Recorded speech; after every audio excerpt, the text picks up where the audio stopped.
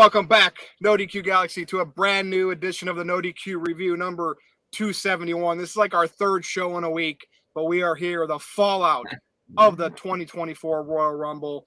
We have our main event set. We're going to be talking about everything Royal Rumble, Cody Rhodes, Roman Reigns, you name it. And of course, Vince McMahon, no longer associated with WWE TKO. We will talk about that. But first, we have Aaron Rift here this evening, Big G in the house, Jerry Slaughter, and Walter Cruz. Gentlemen, what's going on? We got the NoDQ Galaxy watching us. Mr. Tito's already in the chat. Jerry, what's up? Kind of a slow news week, I guess you could say, when it comes to WWE. I mean, not really a lot going on. So, any more words of one of the great storytellers of our time? What do you want to talk about? Yeah, well, stay tuned because we're going to be talking about some things, that's for sure. All right, Walter Cruz. Oh, yeah, I wanted to mention Brock Lesnar, the latest villain in the world of social media. We got to probably talk about Brock Lesnar as well. Go ahead, Walter, what's up? Nothing much. Good to be here. Good to see you guys and good to be seen. I'm ready to get into it because we got some interesting topics. All right, stay tuned. Big G, what's going on? Nothing much. Interesting pay-per-view last night. Did some homework for my school, watching The Matrix. So pretty eventful weekend for me. So all right, well, stay tuned. We'll be right back at you. We got some Royal Rumble fallout to talk about, which Aaron did last night. Got a lot of views so far, so people are intrigued by this discussion. Aaron, what's up? I'm doing pretty good. It's been a busy week, a lot going on in wrestling. We had the Royal Rumble on Saturday night, which was definitely eventful. We are now full swing on the road to WrestleMania. We could see some more changes in the world of WWE behind the scenes and on television. Who knows? Mr. Tito sent in a $2 super chat. He says that I'm swimming in money thanks to the recent news stories. Well, it's January, which some people out there that are web publishers know that January is not the best month for ad revenue, but it's good for January. Thank you for that, Mr. Tito. And traffic has definitely been up, as you might expect. CM Punk continues to be a mover. Vince McMahon has been a big mover. Ryback has been a big mover. I know people hate the Ryback articles on NoDQ, but there's a reason I post them. They get clicks. So there you go. Mm-hmm. Ready to start, gentlemen?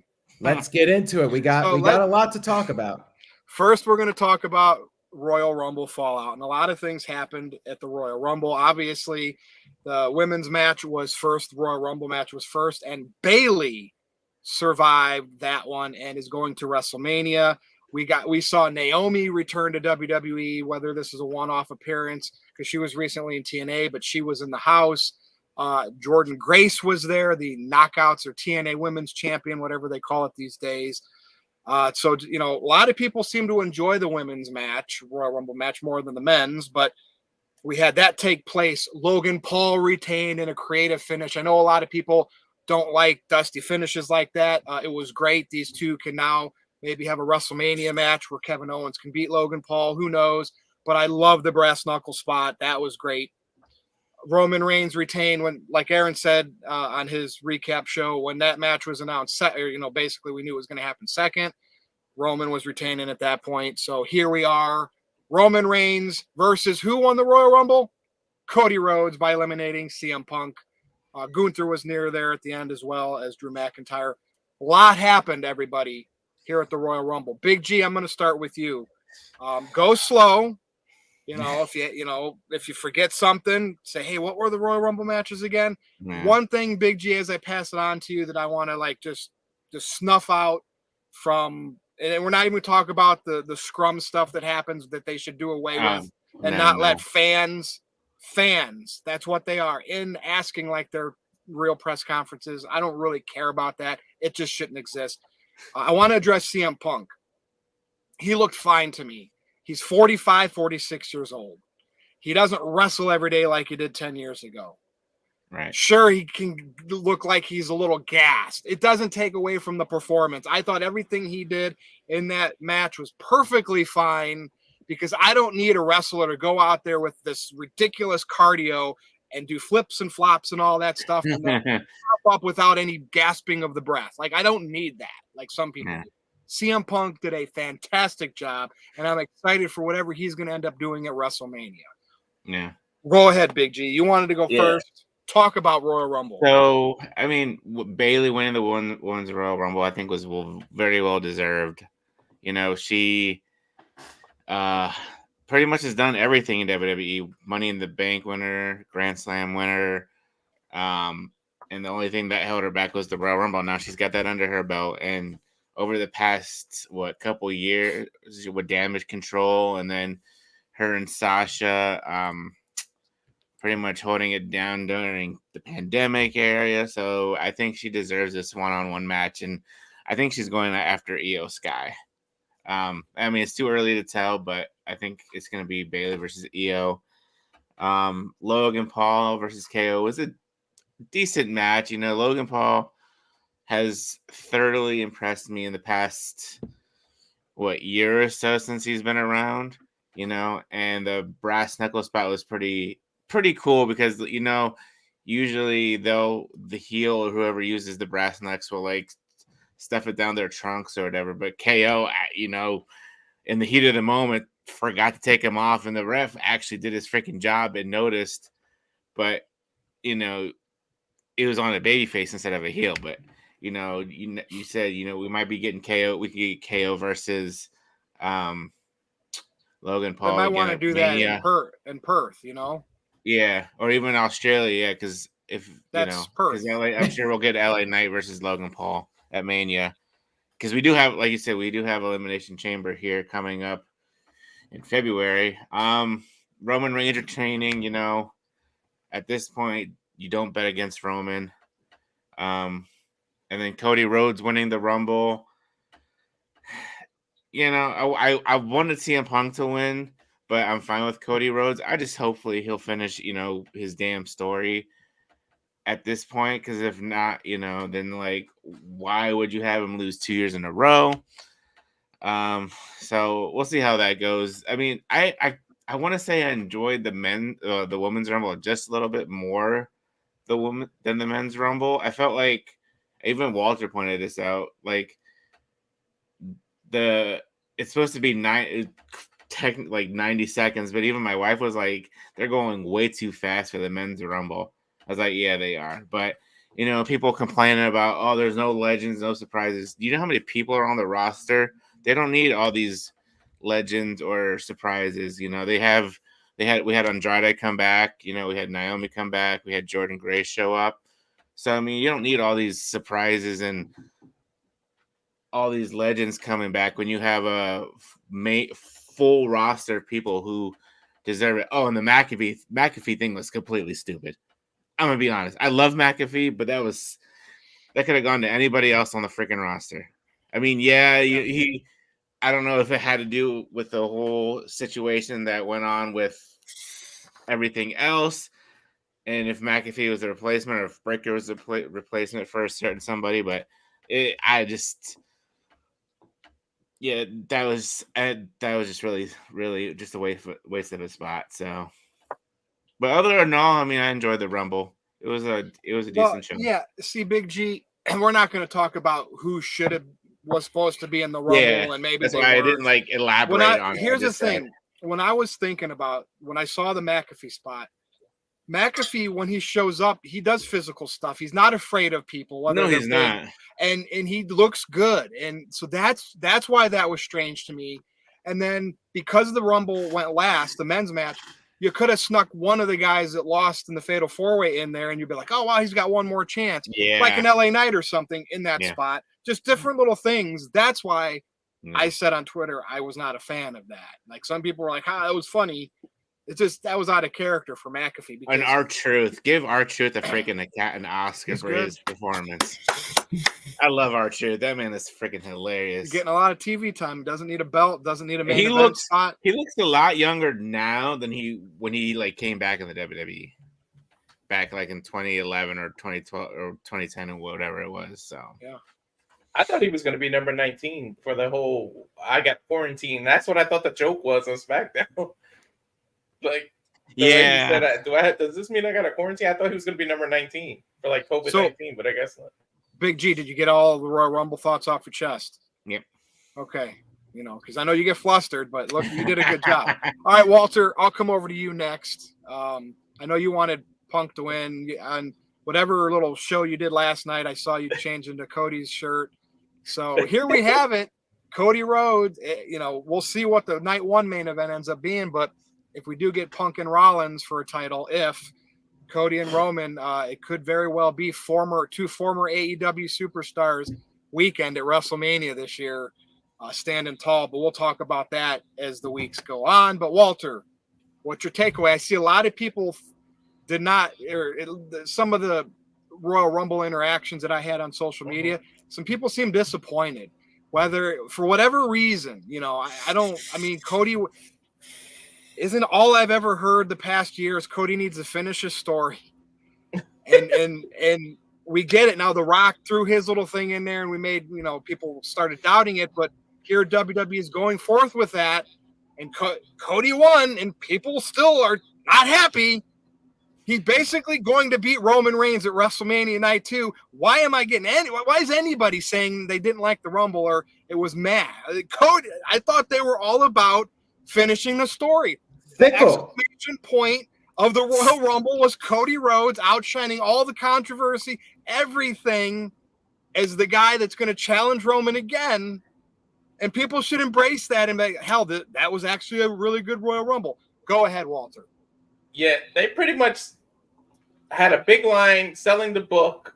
The whole book is there, and then now everybody wants to go, well, now the story isn't satisfying because everybody was all over Cody. They do it, and now everybody's complaining about it. We know who's real quiet right now? All the damn Punk haters. What happened to he's not a team player? He's not a company man. He's only coming back to be selfish. He's stealing the spotlight from Cody.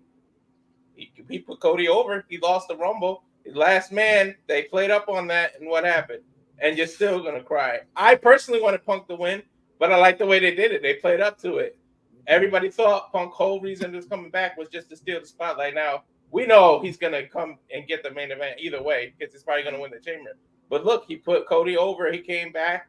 And it's like I had a weird feeling that he wasn't going to win when he started talking during the Rumble. Once he pointed to the sign, JJ pointed out on the live watch along that he was like, that might be bad luck. And I was like, yeah, because he pointed and then he said, I'm not going to lose to Dusty's son. When he said that, I was like, yeah, Cody might pull this out now. But yeah, the rest of the Rumble was good. My girl Jay debuted. I like some Jay that, and I knew it. I called it. I was like, the whole reason Nia's there is she's gonna eliminate her. I put it right in the comments. I said Jay's gonna pick her up and throw her out by herself as a feat of strength. Like I knew that was the whole setup. You can kind of see it coming. But yeah, I did like the pace in the women's Rumble better. And yeah, I did mention it online that the clock just seems like it. You guys were just said, well, time flies when you're having fun. So the men's kind of went smoother.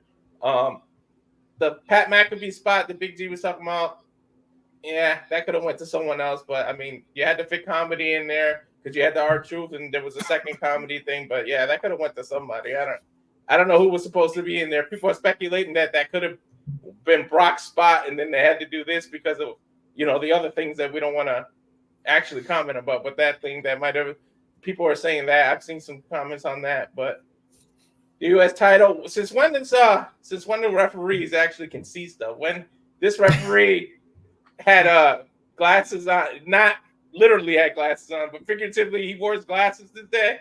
Like, what did referees get brains and not pickle and not fall? Like, what the hell is that? But new era. It is a new era.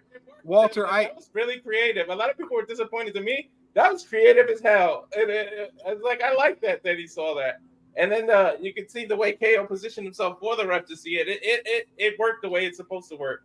And I knew this wasn't a one-time program. Of course, it's going to keep going. So maybe that is KO's WrestleMania spot. I like the way that went. So I don't know what everybody's complaining about. That was a good, creative, different. Everybody says you can never satisfy people. What does everybody keep saying? Give me something different, something different, something different. They give you something different, and everybody's still British. Like, what the hell? So I don't know, but the PLE itself I liked it.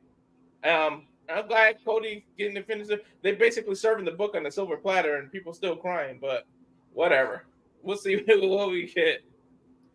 And Walter, I actually, remember I was all about Roman needed to have the one-on-one match versus Orton.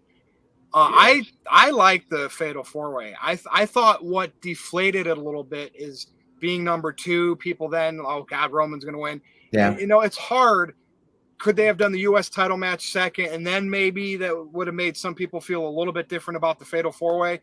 I know there's been Royal Rumbles in the past where they had the title match last after, like, it didn't end in a Royal Rumble, like way back. I want to say Jericho and Rock was one of them. So I thought they could have got away with Women's Royal Rumble, U.S. title, Men's Royal Rumble, and then Roman. But I get it. They wanted the pose down with Roman up in the press box, Cody. But I actually, the 2 non-Rumble matches I thought were very, very good. I'm not going to say match of the year candidates, but the stuff that happened in them, the climaxes, very, very entertained by those, more so than maybe even the Royal Rumble matches themselves. All right, Jerry Slaughter. Thanks, Walter. And, guys, you can always raise your hand if something else pops in your head. Jerry. All right, so the Women's Royal Rumble match I loved. I thought it's the best Women's Rumble match that they've actually put on since they actually started doing Women's Rumble matches. Jordan Smith actually said my thought about it in the chats down there. Chelsea Green was just a genius in it. Getting squashed by Piper Niven and Nia Jax for that entire 10 or 15 minutes straight. Just every second she got smushed was just fantastic. How they used Jordynne Grace and showed off her from Impact. That was awesome. She wasn't thrown in there as just hey, look, it's somebody from a different company. No, she actually got to show what she was able to do. And it almost felt like an early tryout, almost like Naomi brought her with her just to be look what this woman can actually do. Look what Impact can actually do. Maybe start working with them more often. And she made a comment on social media saying this won't be the last time you'll see Impact there. So maybe Scott D'Amore and Triple H have something going on. I would not hate that at all. I think a lot of Impact wrestlers are looked over, and it'd be really great to see a lot of them actually get more TV time, since only way you really watch Impact is online or on Access Television, which is mostly Canada and up north. That we really don't get it unless we have satellite down here. So, so the women's match was really great. I think we're going to end up getting Bayley versus Io as well, and that's going to be an awesome match. Oh man, but there's a lot going on with the Royal Rumble the PLE I enjoyed in general. Yeah, Kevin Owens and Logan Paul match was done perfectly, I thought too. They'll extend that program. The men's Rumble, a lot of people are still you were talking about the whole Pat McAfee thing. My takeaway from that is I think they're going to build that as a special attraction match, Pat McAfee versus Omos at WrestleMania. Little by little, Pat McAfee is going to be showing up. He'll be acting like he's less and less scared of Omos to the point where they finally just say, okay, we're doing this at WrestleMania, and that's going to be his WrestleMania moment. And it'll be kind of it's going to have the feeling of Big Show versus Shane McMahon in that sense. It's going to be you're not your average wrestler versus one of the biggest athletes in the company, and he's going to go over, and it's going to be a really cool WrestleMania moment. So, CM Punk winning the Rumble was never really going to be in the cards in the first place. I know that much. He's just been in the company for too short of a time at this point, and I'd say at least Give the guy like 90 days. He's one of my favorite wrestlers. Don't get me wrong. And with the whole, people were saying, "Oh, you look gassed out. He looked exhausted." CM Punk has never been one of those flippy guys. He's never been one of those. He's very, not really meat and potatoes, but he's very ground based and he's got his move set. He sticks with his move set. It works. And the conditioning he's in right now, it's not as strong as it used to be, but the dude's getting up there in age. He's getting over injuries. Give him a break, and between that and Cody, yeah, he's no doubt going to finish the story this time, and that's all well and good. The Fatal 4-Way match was super predictable because we knew Roman was going to walk out of there the champion. And that's the reason why it was I think put so early in the night, so he would be all nice to relax sitting in the skybox afterwards watching the Royal Rumble happen. And it wouldn't make much sense for Cody pointing up the WrestleMania sign and Roman be all, just sitting in the back all still covered with sweat and everything. I like the idea that he went back there, cleaned up, sat there, and was just completely calm through the entire match. It's almost like if CM Punk's going to do my light work, Cody's not going to be an issue to me. And they had Rollins in another box. That was kind of a nice. Yeah, I really liked it because you had the two potential main event matches, which they will no doubt go down as the two main event matches anyway. Jay Cargill didn't really impress me that much, short of the whole really throwing Nia Jax thing out, but that was just meant to show her strength, and that's great.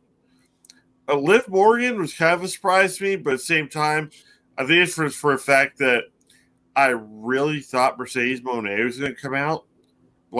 I'm like, are they really going to do this right now? And when they didn't, I was like, good. I was like, I don't want to see Sasha Banks right now. I got so much else going on in my head with the people that were actually there that night. We didn't get Ty Dillinger in the number 10 spot, so that what the hell was that all about? The fact that I thought that R-Truth coming out as number 24 was actually pretty great since he's most times as a 24/7 champion. It just kind of made sense. Not a lot of people were picking up on that, but yeah, that's him coming out as number 24 in the Women's Rumble. I popped so hard for him. I'm like, they need to do that for the next Money in the Bank match.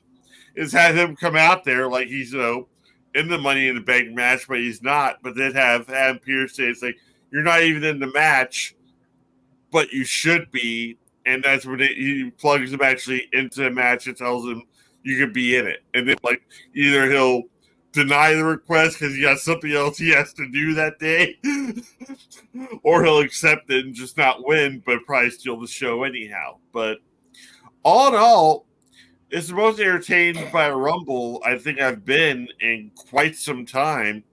And it was for the fact that we had at the end, we had Rhodes and we had Punk, and I honestly didn't know which route they were going to go with it.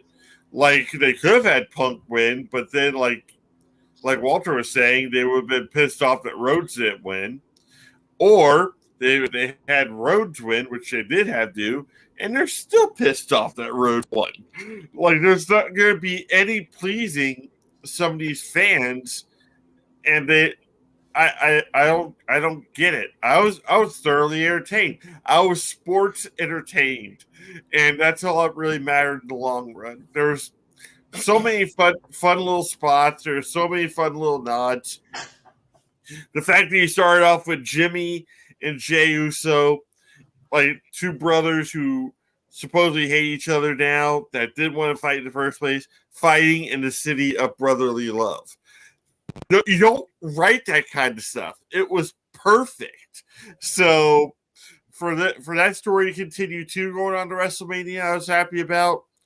They're really getting their stuff together creatively in WWE, and I couldn't be happier about it. Now, Jerry, the one thing I'm thinking of with these two Royal Rumble matches, I think they do need to be very careful when they choose who they come out at number 30. It doesn't always Oh, have yeah. to be Edge, or like an Edge, like a Cody Rhodes, but Oh, yeah. they knew there was an expectation of Sasha Banks. People in the back of their mind say, could Rock be in the Royal Rumble? And I know Sammy and Liv were banged up or hurt, and you bring them back, nice return and all, but that puts a lot of pressure on those two, and some people get upset when it's so. Like, all they had to do, like for the women's match, bump the Jade Cargill spot into 30, let Nia Jax stay out there a little bit longer. Yeah. People would have completely forgot about Sasha Banks. I wouldn't have put Naomi there because, but like the Jade Cargill, perfect 30. Then Liv could have came out at 29. She wouldn't have had that. And then instead of Sammy would have came out a spot earlier. Maybe have Braun Breaker have been 30. Have some guys in there with the finalists where Breaker comes out and tosses and gets his spot, and then he gets tossed. Then you got your final four. And I think the matches would have came off better to some people that criticized them. You know what I mean? Just number 30. It's a simple little fix. Liv, I'm not going to say Liv fell flat to me, but it kind of did. Like, I'd almost forgotten what her music sounded like even. I was like, oh, it's Liv Morgan. Okay. Like, it was weird because it was refreshing, but it was flat at the same time. Like, I could have gone to another person, but went to Liv Morgan. Liv Morgan was fine enough. Sami Zayn made sense for him to be number 30 because he was kind of out of the picture too, taken out by Drew McIntyre. Drew being one of the last people in the match, it kind of made sense. So now we'll probably get McIntyre versus Sami Zayn at WrestleMania or possibly even Elimination Chamber. They'll probably be two of the members of the Chamber at that point. That wouldn't shock me at all if they're both in there. But it's all about that energy, Jerry, at number 30. And when Jade came out, there was energy. Yeah. It was a slow walk, but once she got in there and started doing her thing, and then when Breaker came out, there was energy. Jade Cargill had been talking about so much about how she still had training and stuff to do and everything. I wasn't even expecting her to be in the Rumble. She was like one of the last people on my mind. So, yes, she would have been a great number 30, and I would be like, oh, we're doing this now, and then Nia Jax is still in the ring. I would have already guessed that she would be the one to throw out Nia Jax. But I think that happened regardless. The second she came out there, and Nia Jax was still in the ring. Becky's shock of it is like the part that I love most about Nia Jax being thrown out. Not her just standing there, like. But that went on for entirely too long. Like, Jay could have easily just grabbed Becky Lynch by the back of the hair, threw her out right afterwards, but they didn't. They just had that weird moment where everybody just kind of stared at each other. Like, the moment froze in time. It felt like longer than even 90 seconds. So, but I didn't really have many criticisms about how things were done last night. It was... I like the whole Pat McAfee thing. I like the fact that he kept on saying 7'3", okay, Cole, 7'3". So I thought that was just brilliant. So yeah, it could have gone to another person, but at the same time, come on, they've given spots to Drew Carey. That's true. All right, well, thank you, Jerry. Aaron, this is rehashed for you, so you can say whatever you want. Catch up on Super Chats. Go.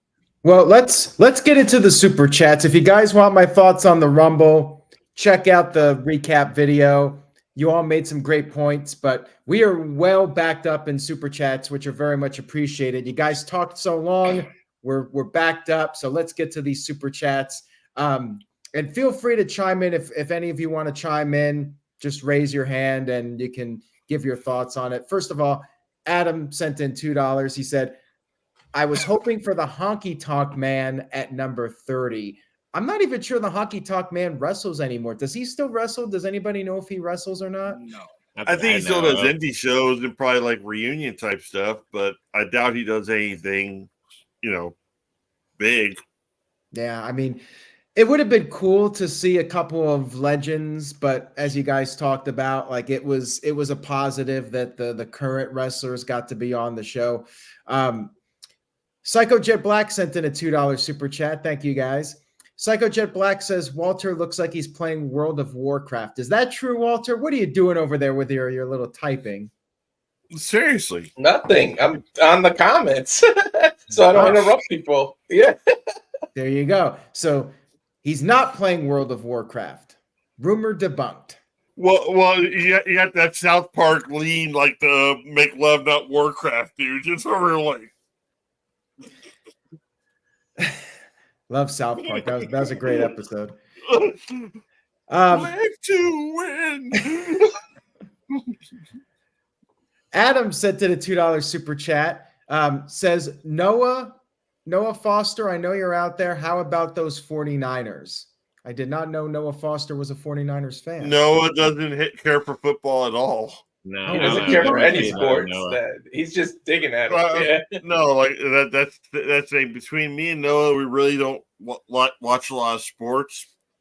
We watch a lot of sports entertainment. We watch a lot of pro wrestling, but I'll watch the occasional hockey, which is kind of weird, but at the same time, that's what I enjoy. So apparently the Lions are winning right now. We'll see how that goes.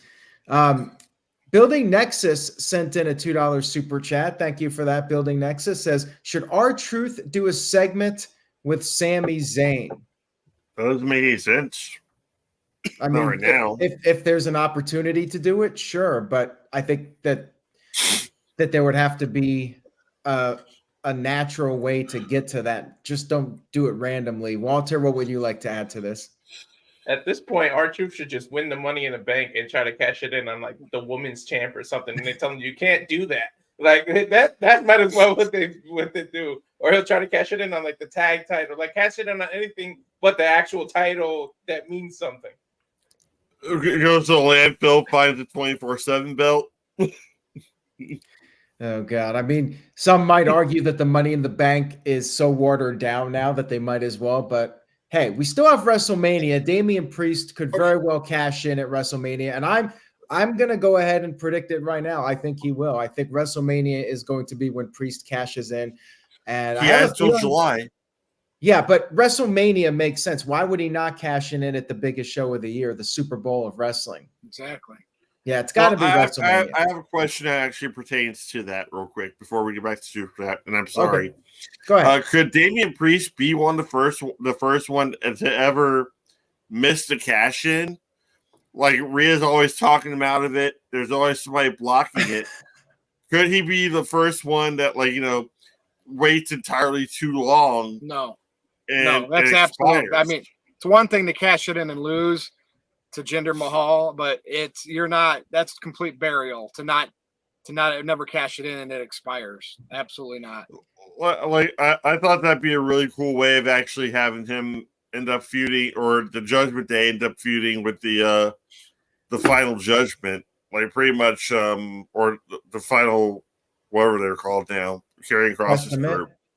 The Final Testament, yeah, like pretty much the whole TikTok thing, and like they keep on thwart his ability to actually do the whole Money in the Bank cash and after WrestleMania. That'd be a nice little program to do. Dude, would that not be something? I just thought of this. Would that not be something as Cody's about? I know I like Aaron's scenario, which you can catch on his Royal Rumble recap, but Cody looks like he's about to beat Roman, and then Damian Priest cashes in on that just to come out to distract Cody enough for Roman to retain the championship. Oh man, that would be the biggest. Oh my God, yeah. The amount of booze would be awesome. I just wanted to add, Uthman brought up how maybe Priest will cash in on Seth Rollins after Rollins beats Punk. I have a feeling Punk is going to win the title, but the positive to having Priest cash in on Punk is that CM Punk can have his one more title victory, main event WrestleMania, get it out of the system, and you don't have to have him as a champion on a regular basis on TV and risk him possibly getting injured. Just have him win the title and have Priest cash it in on him, and then both Punk and Rollins can chase Priest. Priest is the champion. He gets a nice little run, and you can do triple threat match with those guys and all sorts of things. You could do 2 singles matches. Like, you could actually have a pretty decent run with Damian Priest as the world champion. So I would say let Punk get the win over Rollins, so Punk gets his moment at WrestleMania, wins the world title at WrestleMania, and then Priest cashes it in, and then have Priest have a pretty good run as champion for maybe 6 months or something. That's what I would do at least. But anyways, let's get to some more of these super chats. I'll read this one off here from Casa D18 Studios, which is JJ Williams. He said, if WWE and AEW partner more, will I cover it?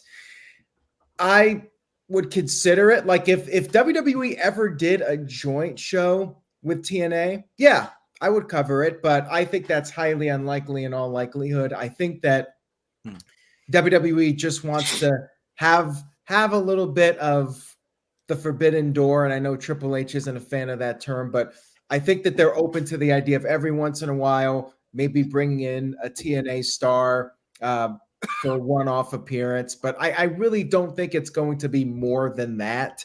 But if it is, maybe JJ, I would consider doing that. So thank you for the super chat. And Psycho Jet Black sent in $2. He says, surprise, no Solo Sikoa or Trick Williams in the Royal Rumble. Solo, I'm not surprised about. He didn't need to be in the Rumble. Trick Williams, I definitely think was a missed opportunity. The reaction he got on SmackDown, I 100% think that he should have been in the Royal Rumble. Were there any other guys that any of you thought should have been in it? Walter? Shamrock. Shamrock. There you go. Said it together. I agree on that. Number 30, The Rock. But they're obviously going to, like you played it out with what could very well happen night 2 of WrestleMania. Think about it. What Rock said on SmackDown. What? Am I cut off or something? No, you're good. I had something to say, but I'll let you finish real quick. What Rock said on SmackDown about, or should I sit at the head of the table? Since then, he's become a member of the board of directors for TKO. Yeah. He never has to wrestle Roman ever, and he technically has a way out of I didn't lie, even though he's not the head, but I'm okay with waiting if it never happens. Last time I checked, the head isn't there anymore.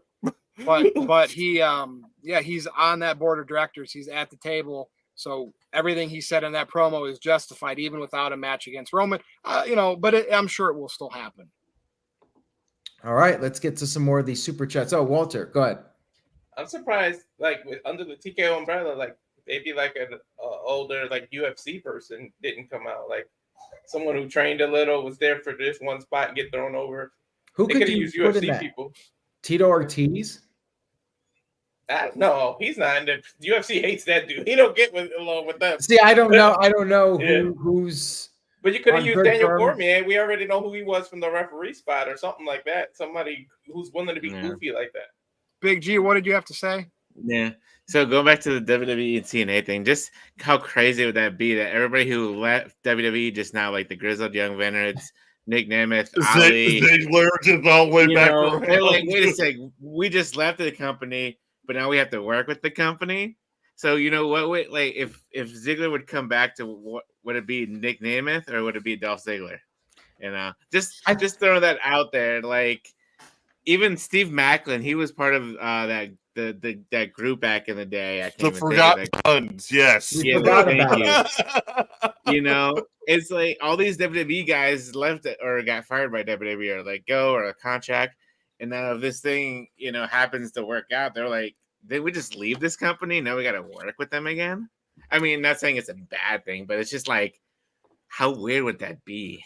Yeah, I remember somebody got released years ago, and then WWE wanted to bring them back right away for a one-off appearance, and they may have turned it down. I'm not sure who it was. Remember they did bring in Heath Slater after he got cut. Remember he was released during the pandemic, and then they brought him back for a one-off appearance, and that was kind of interesting. But yeah, that's a good point there, Big G. I mean, it would have been quite amusing if Dolph Ziggler showed up after they let him go. They should have Jinder Mahal at number 30 just to get the heat. That would have been great. Like that would have been a 100%. perfect opportunity for some heel heat for sure. That would have. I'm about to say, you're back to your point, Big G, especially with Eric Young, because I know how much he hated McMahon being there. But now, since we'll talk about that here in a little bit. But the fact that Triple H is back in charge again, it'd be really weird. But at the same time, I think it has to be Scott D'Amore's got some sort of deal going with Vince. But I have to wonder how much of that. The Scott D'Amore actually get people coming in from WWE back over to TNA, which I doubt is the case. So maybe it's kind of like a cross promotion thing, but only with Scott D'Amore getting to showcase his talents over there. Kind of like Paul Heyman got to put ECW guys on WWE television for the longest time, but even then they had Lawler and a couple other guys go to ECW for a while there. So I'm not sure how that's actually going to work out, but it'll be interesting to see regardless. And Walter, you mentioned the comment in the chat room about Matt Cardona. I believe he's on the Chris Jericho cruise that's going on right now, and that's why he wasn't part of the Rumble. Oh, okay. Yeah. Adam sent in a $2 super chat. He says Cody stinks and his story is trash. Yikes. I mean, everybody's got their own taste. Not everybody is going to like Cody Rhodes, but I think he's the right guy for the job. As I mentioned on my stream, he's not going to be Steve Austin or The Rock as far as drawing power goes, but he's the best thing they got as far as being the face of the company. He's proved his worth. And I think he deserves the spot he's in. People say WrestleMania is predictable, but keep in mind when Steve Austin won his first world title, I think that pretty much everyone expected him to beat Shawn Michaels at WrestleMania, and it was still the right thing for business. Cody Rhodes is the right guy, in my opinion. And I think it's also the fact that Cody gets so much heat is the fact that he actually is trying to be like the big baby face of the company. And people aren't really used to baby faces anymore. They want the tweeners. They want the anti-heroes and whatnot. But they don't really want the patriot. They don't want the happy-go-lucky champion that wants to represent the company, not tear it down from within or mold it into a shape or anything. Cody just wants to be the best wrestler and the best representative of the company and be a role model for everybody, and people just don't like that, and it's kind of sad to watch. But I'm hoping he pulls it off. And fans can be fickle. Bryan Danielson said it best when he called the fans fickle. I mean that was very accurate. It was the best word ever used. Yes. All right, so let's get to some more of these super chats. Thank you all that sent in super chats, by the way.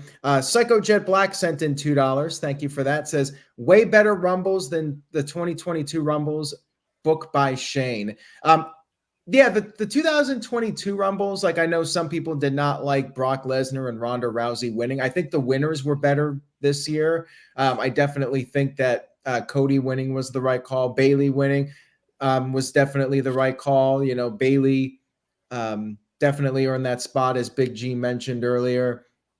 2022 was fun, but I think that this year was probably neck and neck. I forgot what letter grade I gave 2022, but I definitely thought last year's was stronger than this year. 2023, like that final segment with the Bloodline and Sami Zayn, like not much can top that. I mean, that was top tier. That was going to be pretty much impossible to beat. And, by the way, I know, Aaron, how you spelled out Cody finishes his story at WrestleMania, wins the title. Rock could be the one that's like the equalizer, and that could set up the program for the next WrestleMania for Reigns. Who says that after a few months, WWE doesn't put it back on Reigns and he beats Cody? We will have to literally see how it plays out. Punk might not win the world title from Rollins. Maybe somehow gets over to feud with Cody once Cody has the title Reigns has, and then that's Punk's title feud. There's so many different ways they can go. So that's kind of intriguing with all of this. All right. Some Punk 82 wants to know if you ordered or pre-ordered the Princess Peach No. game. No, that game looks. I don't know. I'm sure I'll get it, but I'm not excited for it. Interesting. I mean, I'm not really either, but yeah, you're usually all over. I'm Mr. Nintendo, but like that one, I'm kind of on the fence about. Mm-hmm. Anyway, next. All right, Mr. Tito sent in $2. Shout out to Mr. Tito. He's back like almost full time now doing columns after taking a hiatus. Wrestling has given him some material to write about, and yeah, it's great to have Tito back as a regular almost. He said Pat McAfee is great on sports, overexposed in WWE. Disagree 100% because he's not on enough to be overexposed. Yeah, I mean that was an odd comment. I'm not sure if Mr. Tito meant something out or meant something else, and we're misinterpreting. Now, what he had said. he not gone away and they kept featuring him heavily with stuff, then I could maybe see that become an argument. But he kind of like went away from WWE where he wasn't even the announcer anymore. So I don't know about that one. Do you think they're bringing him back in like in a full-time capacity, or is it just for last night? Because like with Kevin Patrick being released, they're gonna have an opening there on SmackDown. Depends on what his schedule is. I mean, only he knows what he's up to. I mean, I would love to see him back on a full-time basis. College football is over with for now, so I mean, he does have the time. Yeah, I want to see him and Ronaldo. Yes, I agree. Together. Oh my God, that'd be my announce team. Let's get to some more super chats. Adam sent in a $2 super chat. Thank you for that, Adam. Says, Drew McIntyre should have won. He has a better story. Drew McIntyre winning the Rumble.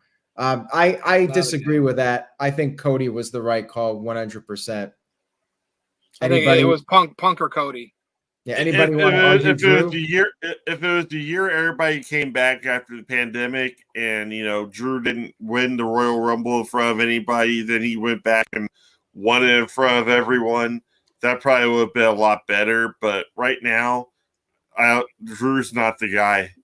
Dude, and if it wasn't Cody or Punk, like the distant third, Gunther. Yeah. Like I couldn't have seen anybody outside of any of those three. I got a little sour on Drew after he sang in Cardiff or wherever that was. After that, it's like a little. I got a little sour on him after that. All right, let's get to Psycho Jet Black. Oh wait, I already said his. So everybody's trying to avoid the Vince McMahon conversation. This is great. So they're super chatting everything else. This is great. Adam sent in a $2 super chat. Says Fatal 4-Way: Roman Reigns, Cody Rhodes, CM Punk, and The Rock. No. I don't think The Rock is doing more than one match. I did bring this up on the recap of the Rumble. I know people were fantasy booking different ideas for The Rock. I think he's just doing one match. I don't see him doing a 4-way. I can see him not doing a match at all. I mean, Big G for the longest time thought it wasn't going to happen. But I do think it's happening. It's just a matter of when. Aaron, we are cooking tonight. Look at me now. Aaron, we got like 170 viewers. It might be one of our biggest since 200. Well, we were close to 200 a few minutes ago. Let's see if we can get it up to 200 for the main event here. Vince. We're about to talk about Vince, so maybe we'll hit 200. If you're watching this live, share it. Go Kennedy, on Facebook. McMahon. Let's hit 200 here. Share a link to this right now if you're watching live on Facebook and Twitter. Just share it with a friend, at your friends. Well, just one person watches that out of the 100, for every 170 people, that's 340 people right there. So that'd be insane. Let's do it, guys. Start spreading the word. All right. Nelson Moreno sent in a $4 super chat, or $5 super chat, excuse me. Thank you for that. Says, I bet Roman doesn't lose the title. WWE is going to push him to have the longest title reign in history. I think by that time he would anyway. I mean, as we talked about, if Roman somehow retains at WrestleMania, he'll beat Hogan's record. That's the only reason that will happen. I can't see them having Cody do this twice and lose twice. Once Cody won last night, that convinced me that Roman is losing at WrestleMania. Yeah, the only way is if something catastrophic happens and like Cody Rhodes got seriously injured and couldn't do WrestleMania. That's the only way. Or even Roman. Yeah. This guy Experience sent in a $2 super chat, says, I'm just happy Bayley won. Beck didn't bring me back. Yeah, Bayley won, and a lot of people were happy with that. I was happy too. I mean, I was fine with either way they went. But yeah, I'm very happy for Bayley that she got that win. And now, Virtue, this super chat comes from Psycho Jet Black. This can be our transition into Vince, because Psycho Jet Black says Naomi has come back and Sasha Banks will be back one day. Well, probably not for a while. Meanwhile, toy collector Johnny Ace and Vince NDA McMahon is gone from WWE forever. And that's a bold statement. I mean, we all say Vince is never going to come back, but then he comes back. You never know. Anything's possible. And better than ever. I really think he's gone, though. And Adam sent in a $5 super chat. Says, this Vince lawsuit is a work. She got the Trump. What? I'm not even going to read that. I'm not sure what that is. But thank you for the super chat, Adam. He thinks the Vince lawsuit is a work. I have nothing else to say on that. Virtue, I'll throw it over to you now, and we'll go ahead and discuss the Vince McMahon news. So I have no interest in talking about any details from these accusations and the lawsuit that Vince McMahon is going to be forthgoing. You know, he's got his legal team. He says that he is going to be fighting it and prove himself and clear his name. But because we're at that point where he no longer was in control of WWE when it sold, he has his stocks. You know, if he sold them all, he'd be a $3 billionaire, $3 billion about.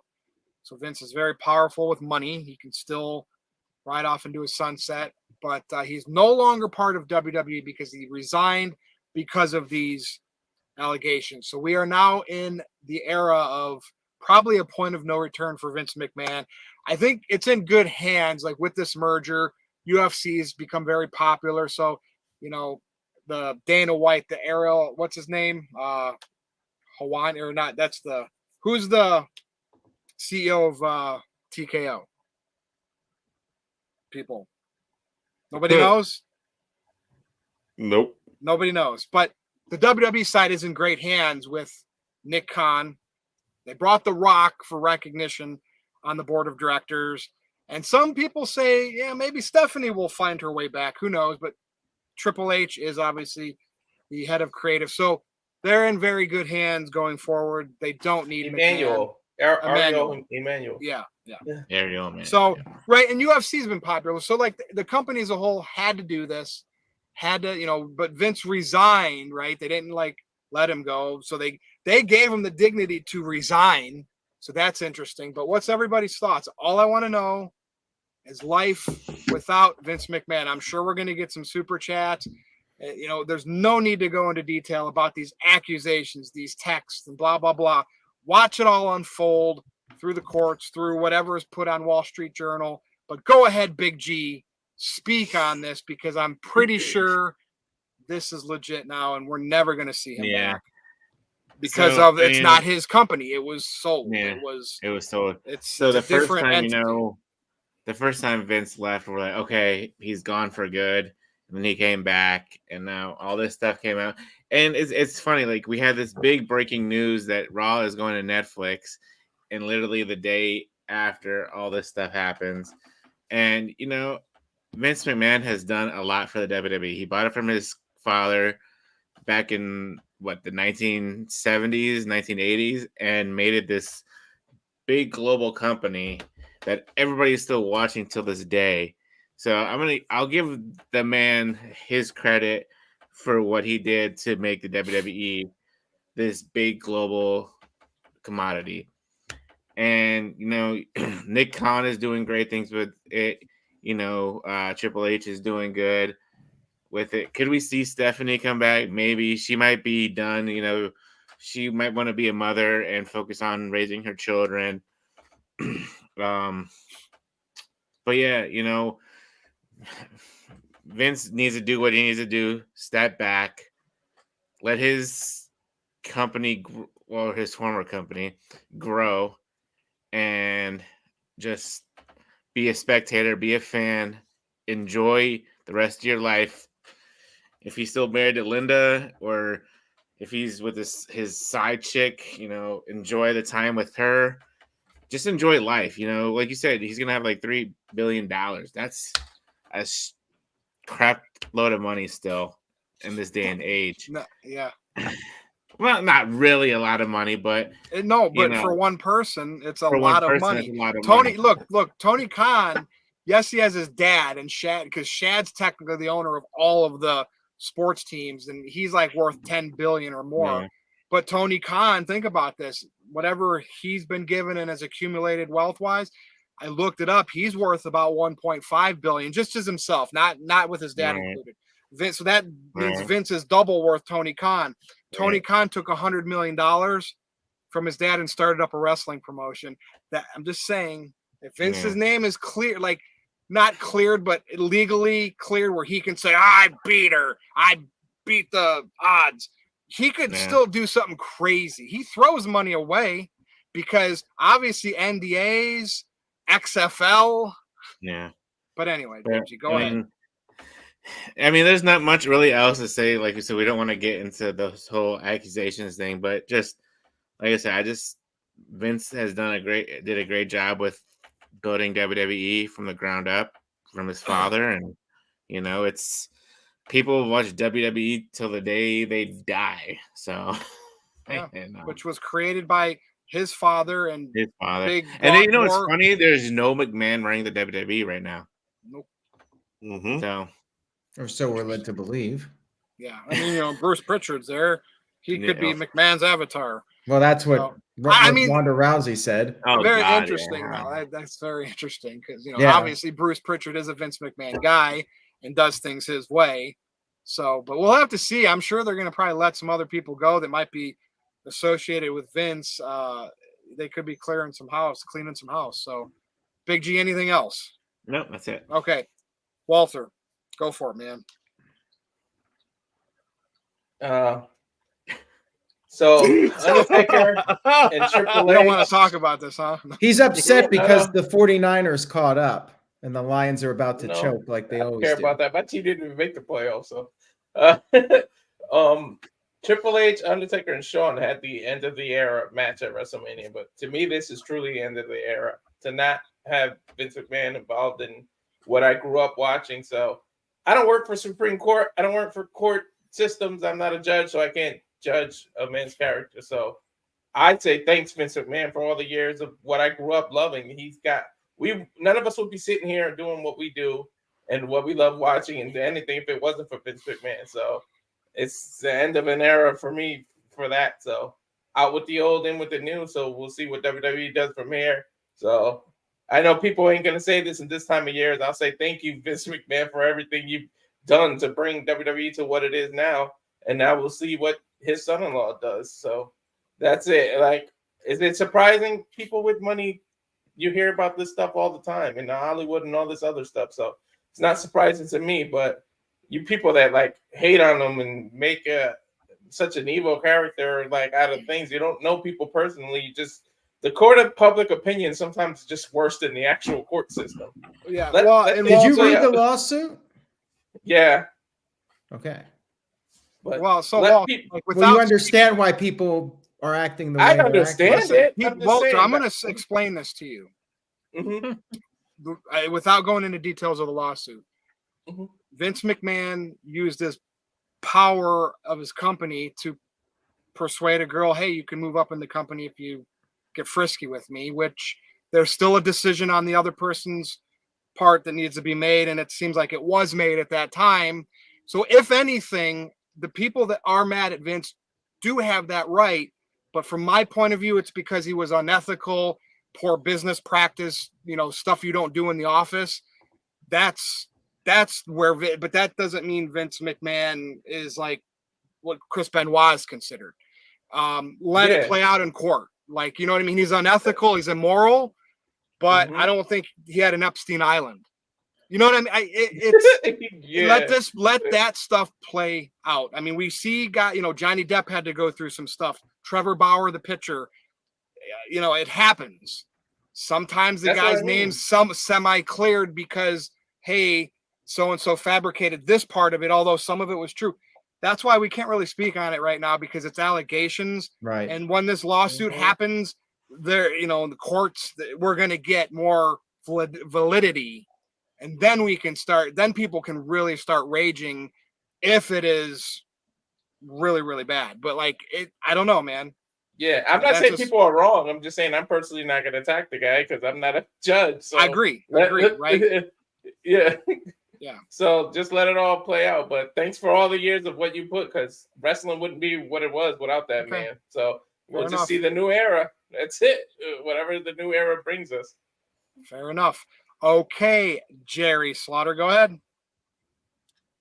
All right. So it's one of those situations where if all these allegations are true, which I'm pretty sure, because whether you want to look at it like one way or another, Vince has always been kind of like the tyrant type anyway. He's always had the money. He's always had the power. He's always got this like godlike influence over things to the point where he would just like crush other companies into dust like it was nothing. So absolute power corrupts absolutely. Heavy as a head, where it's crowned. Whatever cliche you want to use, that's fine. But if the allegations are true, they're horrible and disgusting. But it's one of those situations where, in the long run, WWE is going to be in good hands. McMahon is always going to have money despite himself. Like we've already established, he stands to get $3 billion from just walking away and people buying out his stock. Yeah. The dude can easily just go into exile afterwards, even if he does win the courts and everything, and live the rest of his life very comfortably, very quietly, doing whatever the hell he wants to do. WWE's going to keep on going. Wrestling's going to keep on going. And anybody decides to stop watching pro wrestling or stop watching WWE or stop supporting the people that work hard, bring them good television and whatnot because of his misdeeds, I won't say are dumb, but good riddance, really. I just don't know where they're going to go from here, especially I don't see Stephanie coming back. I don't see Shane coming back. I definitely don't see Linda coming back. I don't see a McMahon name being in the company at all, just from like the allegations and the way the McMahon name has been tarnished in WWE since then and with prior things that have gone on. I think they're actually at a stage where you're going to have what is going to be called the Khan Levesque era, or whoever comes after that. But I think the company is in great condition with Nick Khan. Creatively, I think they're at an apex compared to where we were. We're going to say like not even 5-10 years ago. Like there was times where I just wanted to give up watching WWE because like nonsensical storylines or just the way things were laid out. But the fact that we've got so many different superstars, we have different everything with NDAs and scandals, and it's just more people are caring more and more about what these people are doing backstage and whatnot versus the product that these other people are actually putting on television for them to be entertained by. The stuff with Jericho, I know is going to play out somewhere in AEW. I'm not sure what the validity of that one is either. But at the same time, is anybody really going to hold that stuff to account, against him at this point? Or are they going to just enjoy what he does for them? Because there's always going to be this idea of okay, this person may have not done these certain things, or they may have done these certain things, but am I supposed to feel differently towards them because of it? Like Chris Benoit. I hate talking about it because, killed his family and everything. That's horrendous. That's horrible. But I'm not going to stop watching his old matches.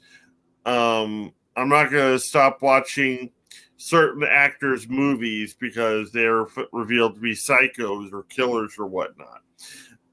I respect the person for their art form. I can't control what they do personally. I don't report on what they do personally.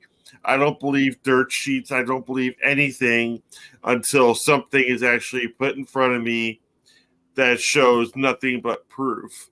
But even then, who am I to judge? I'm not anybody to judge anything.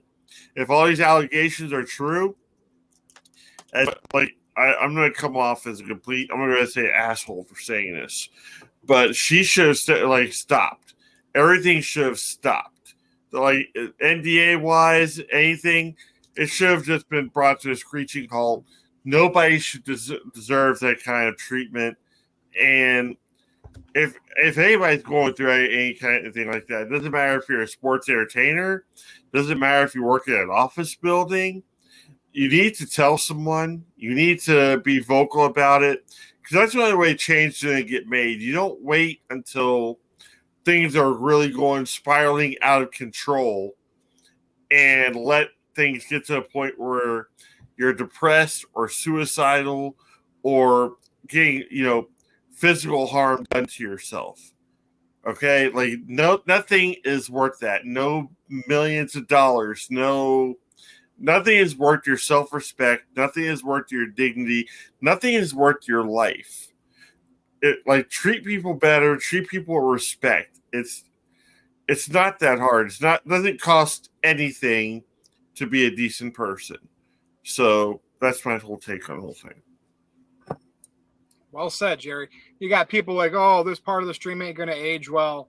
I want to see your browser history, buddy, and your cell phone and your text to people. You know what? Go ahead and make a video. Everybody's got skeletons in their closet. So you don't just condemn somebody because of what you hear in an article and accusations. You wait. And I'm telling you, we all pretty much agree if all this stuff is 100% verified and Vince is this person, we do talk differently about it than 3 months from now. But I just can't stand the people that have to do it right away, because in some instances, accusers lie, right? It might not be as much as they tell the truth, but it's proven. So you just have to kind of let it play out.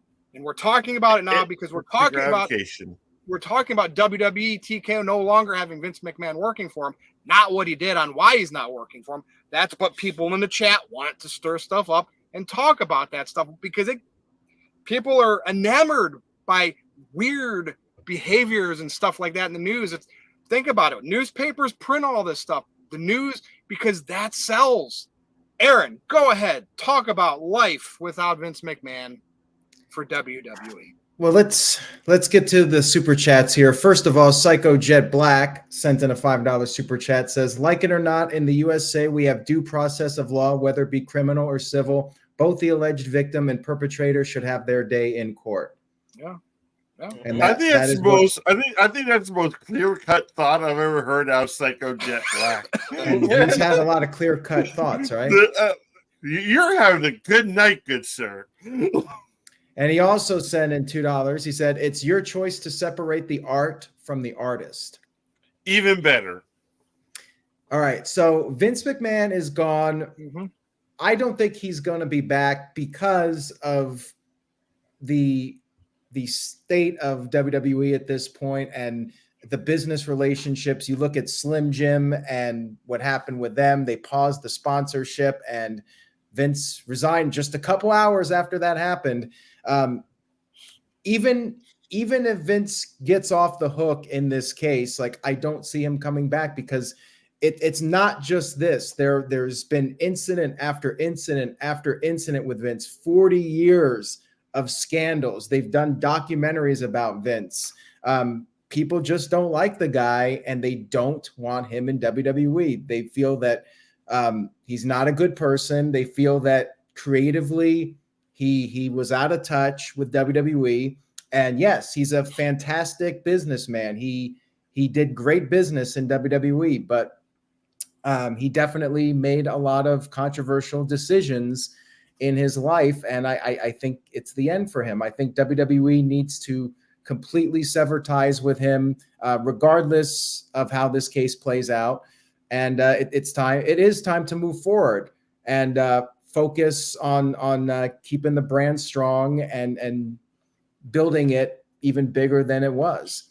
And James sent in a $5 super chat. He said, Virtue, my comment was simply referring to the idea of blaming an alleged victim for not coming forward sooner. We don't know her circumstances either, which is very true. Yeah. We do know that she consented. Well, I mean, we only know so much. We know what was in the lawsuit. We don't know Vince's side of it. And we'll see what his defense is. We'll see what he says. My guess is he'll probably say that everything was consensual. But yeah, I don't see him coming back. And I think WWE will be just fine unless there's more to this with other executives in the company. If there's some kind of proof that the top executives in WWE knew about all this stuff and were looking the other way like that, that could be very bad for WWE. You know, people say WWE is too big to fail, but I mean, anything is possible. I hope that they can continue to move forward and that things like this will never happen again. There'll never be a scandal like this again. Hopefully, WWE can stay out of the negative headlines and it can be positivity. I mean, that's what I'm hoping for as a wrestling fan and for the future of the wrestling industry, that you know, the old days of wrestling with all these controversies, that will be in the past, and people will better themselves, and it'll be a more healthy wrestling industry. That's what I'm hoping at this point. I have this thought though, like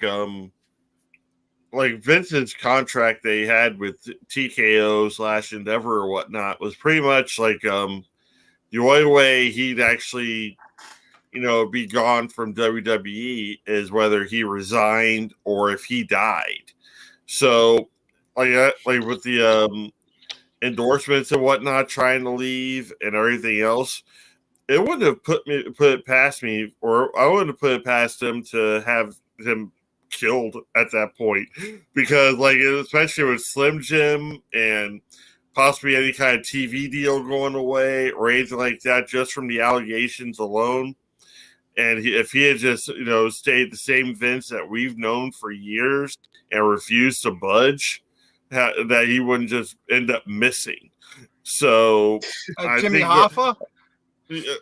Yeah, I'm not. A lot of people are thinking I'm kidding about it, but him disappearing wouldn't have been that far off from like believability at that point if it meant keeping their endorsements and keeping their deals moving, because without those, yeah, WWE could fail if they don't have money coming in. That is an issue because you can't pay employees, you can't pay stockholders, you can't pay anyone, and if it's all just because of one person or a group of people, a group of executives, like it could be head writers, it could be producers, it could be whole leagues of people that were from Titan Towers from like even the early 80s on. You're talking 40, like maybe 40, 50 years worth of people. That's insane to even think about.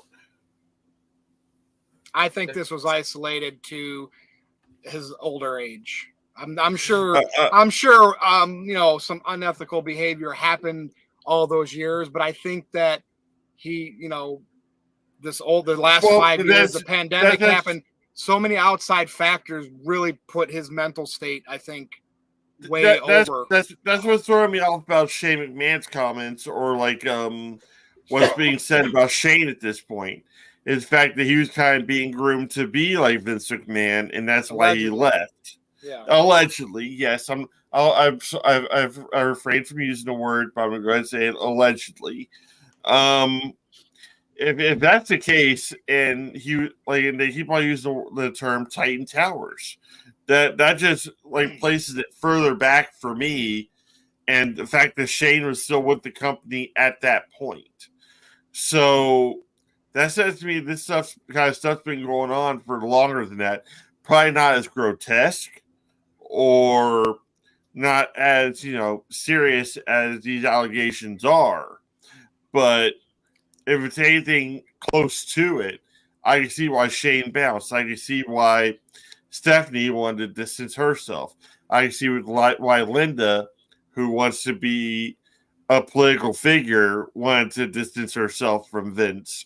I can see why that whole family just shifted out and Vince was left there alone, because otherwise it would have trickled down onto them and ruined everything that they're working to build for themselves. It's a messed up business. Like there's so many moving parts and so much drama. Like it's one of those scenarios where you would like to be a fly on the wall just to see everything that's happening. And who knows what else has been going down. I wouldn't want to be a fly on the wall. I wouldn't want to be anything on the wall of that company at that point.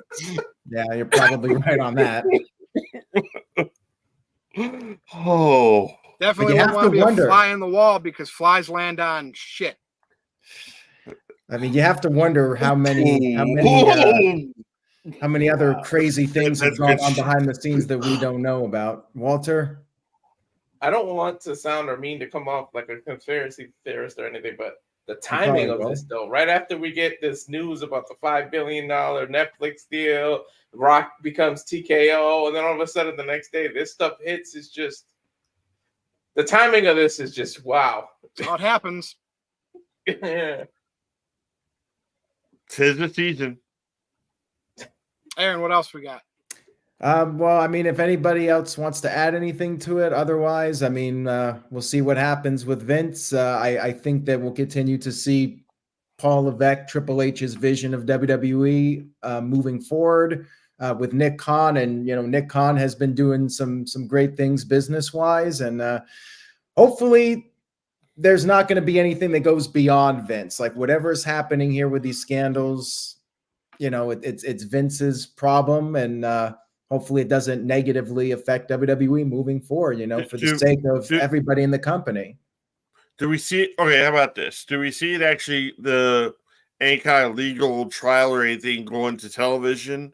Or will it be like one isolated incidents where like it gets settled out of court and it's all gonna happen? We'll hear about. I mean, Vince. We'll hear, Vince has enough money to run the clock on his life. Like he could really fight this. He has millions of dollars, and I don't really feel like he's gonna pay. Like he might pay financially, but like I think he'll legally fight it as long as he can, and he might die first. About this, with $3 billion, like he can easily pay whatever he wants to pay just to make it go away. Well, apparently, he stopped paying the hush money payments for the NBA.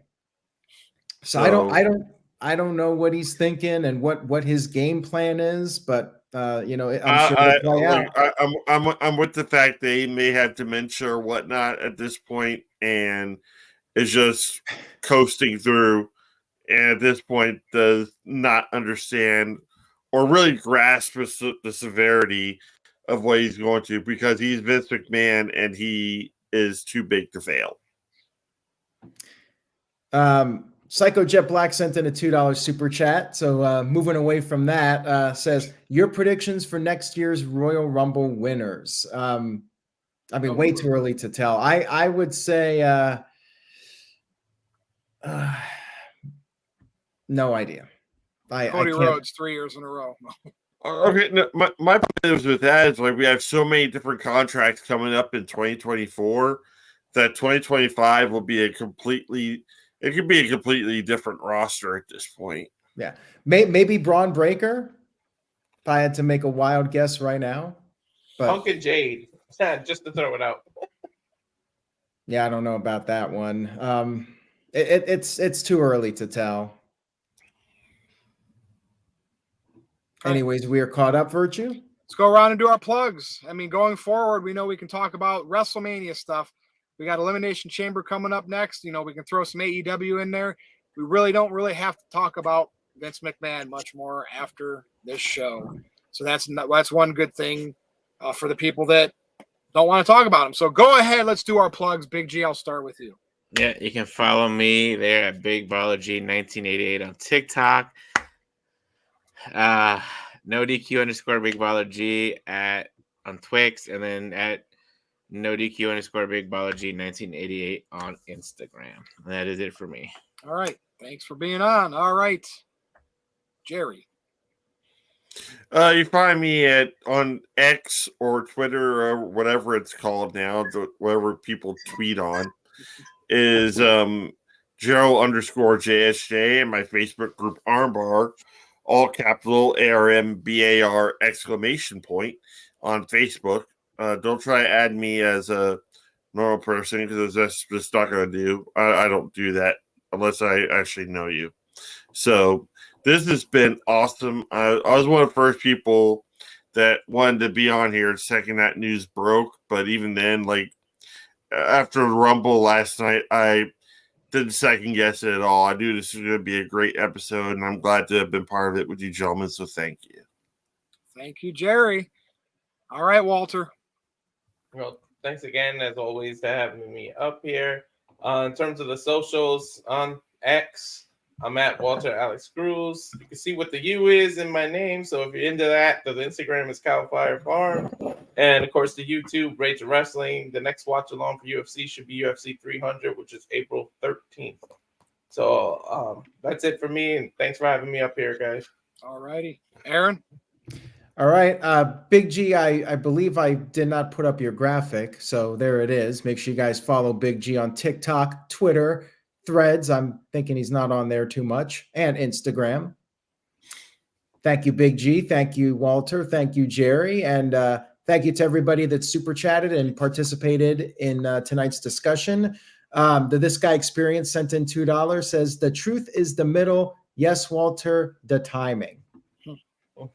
There you go. Thank you for that. This guy Experience. Just stay tuned to NoDQ.com for the latest.